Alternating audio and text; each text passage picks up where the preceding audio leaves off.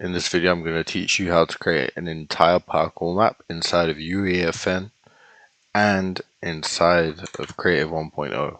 First of all, if you're on Creative 1.0, go ahead into the galleries and find obstacle course, or in prefabs. Either way, search it up. We're going to start with obstacle course gallery red. Perfect. We will have to build upwards. So let's just start off with just plain red, okay?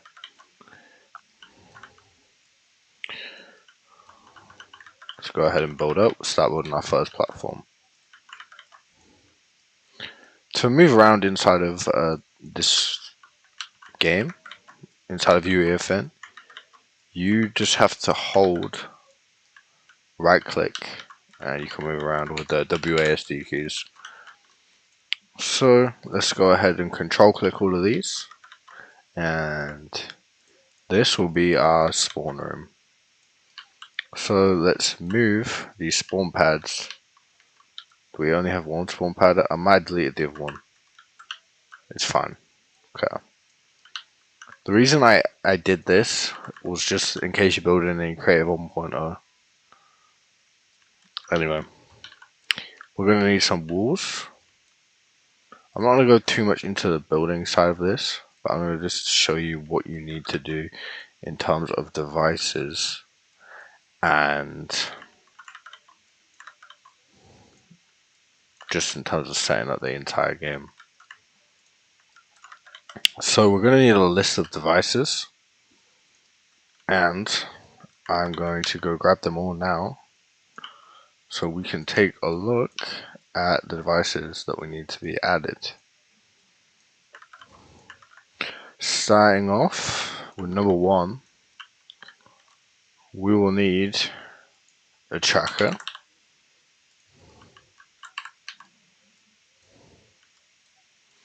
We need the tracker set to events, and target value will be whatever we decide it to be. So it has to be however many rooms we have. So we'll be able to count this with our checkpoints, but for the moment that's fine. So let's name it anyway. We're going to call this level number, just for the sake of example. This will be set, sharing will be set to individual. Assign on start needs to be correct. Complete tracker, use when condition. Most of this is fine. If you want to add a quest icon, maybe there's a running thing. There it is. Perfect. There you go. You got a running thing. You can change that if you don't like that. So go ahead and click everything. And we're going to make a one space. You can do it however big you want it. I'm just going to assume one is good for us. I'm actually going to move these in. Cool. So we're actually going to add in an accolade as well. Drag your accolade device and call this level completed. Set XP award to very small, and we can leave the rest of that the same. So I don't think I have Fortnite open. Okay, I do. I'm closing it though. We will add in something called a checkpoint device. Go ahead and drag that onto the play space. Make it big enough to cover the whole area. Perfect. Now in settings, disable play activate effects and visible in game to off. Now inside of our tracker, we will add increment progress from player checkpoint pad on first activation per player. Okay. Then on our accolade device, we will award from first activation per player. Now I recommend Do you place all of these checkpoint pads inside of Creative 1.0 so that you don't need to set up both of these every single time? Because say if I copy this, you see it's on first activation per player. I don't know if I can zoom in and show you. I'll screenshot it. If we can look at this here, on first activation per player, it's disappeared. But if we copy and paste this checkpoint device inside of Creative 1.0, it will hold on to those, and that will save us some time. Let's make our first obstacle. We will be using, for first at least, let's just say something like this.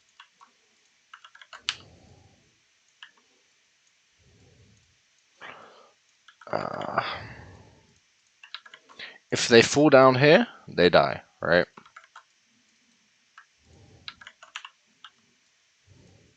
So how will we kill them? Always a good question to keep in mind. Okay. Type in damage volume into the devices section, or in UEFN it's a content browser. Add this down here. You can add zone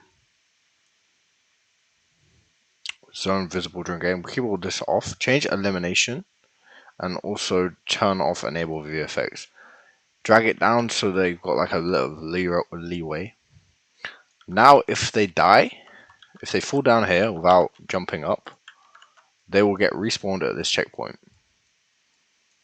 We're gonna drag our checkpoint up here because obviously we're on level 2 now. Do this inside of Creative 1.0 just for the sake of saving time though. Just with the checkpoints. I know I'm repeating myself, but I know some people need it more than once.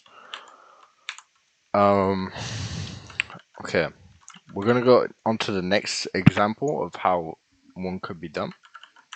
I'm not gonna build the rest of these rooms though. So, our next example is if we go into devices, let's take a look through them. We've got environmental floor trap. That looks like I pressed ceiling, which is the wrong one. So look, environmental floor trap. This is one. I think if you're in Creative 1.0, you can actually, on the devices page, you can find a damage section. But here's a file floor. Make another checkpoint. Here's a, for example, this wall shooter.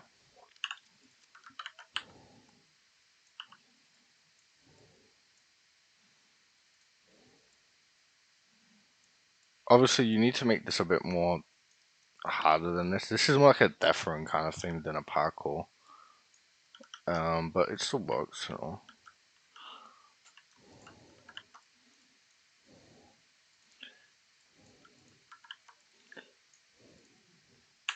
So that we'd say we place all these in Creative 1.0. This would get us to level 4. Jump. Okay, survive all this fire. Move over that. Boom, boom, boom. Perfect. Now, there's other things. Sometimes I've seen inside of parkour maps, I've not really played parkour Deathrun, but they add in stairs. And what they do on these stairs is they like add a ice floor. It should go on there perfectly. It don't look like it did, but if I press mirrored, will that flip it? No, okay.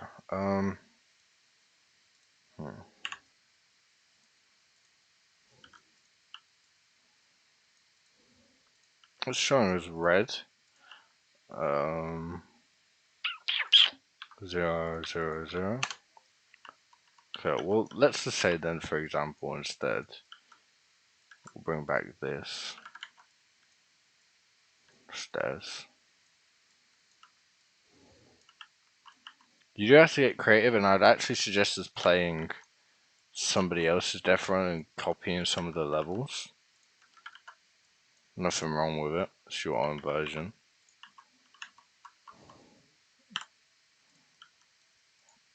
And they should be saying it's connected, but it isn't. There we go. So now they walk on this and they'll slide about, and you can give them some more obstacles.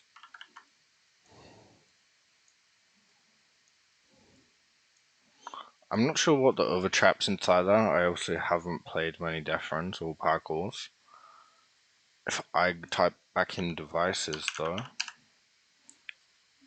that's the other one that they use. So like after this ice thing, for example,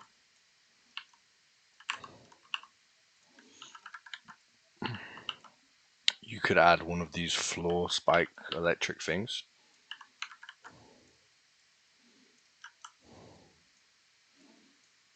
Well, we can press mirror it and flip it like that. So that works, I'd say. And then one more thing you want to do.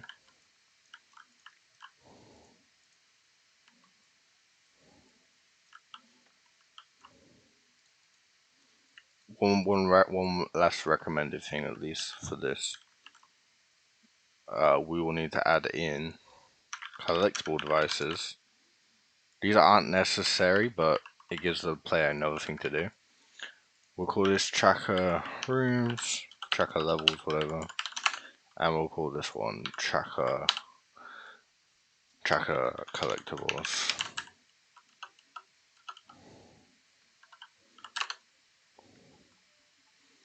Which will be incremented when they collect whatever collectible you put down. Obviously, this needs to be this target number needs to be the same amount of numbers that there is collectibles. Collectibles sound. Duplicate our accolades device 2. Call the first accolade levels. Call the second accolade collectibles. That's 2 XP devices there. We'll add as many spawn pads as you need.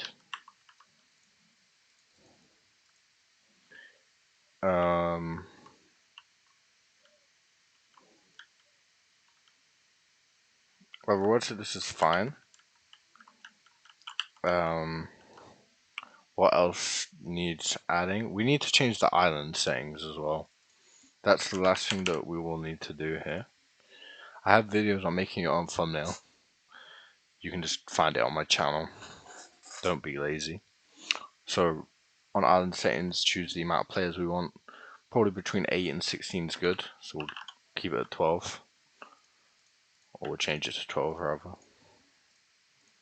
By the way, guys, if you need some better videos with fast replies from me, I've got a course, first link in the description. That'll get you creating fantastic maps in no time. Let's continue looking through island settings. Go ahead and change teams to cooperative, party choice, all this is fine. Games start on 0, don't need to make them wait for a death run. Spawn pads, this is all fine. You look at these settings. I'm going to make them be the only thing on the screen, so you don't get anything wrong.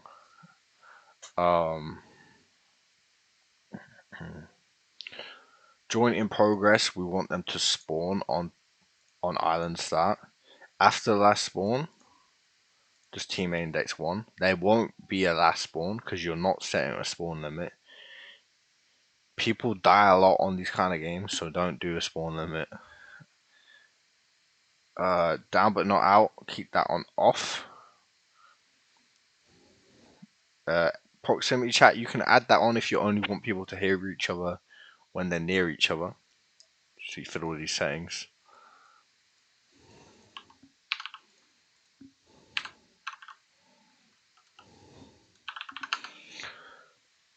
And then let's keep going down. No, this needs changing.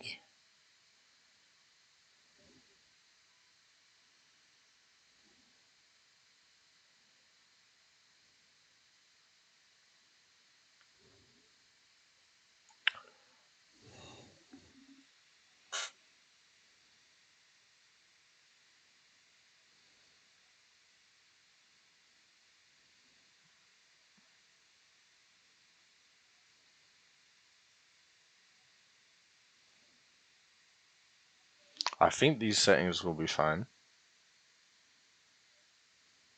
I might have missed something though.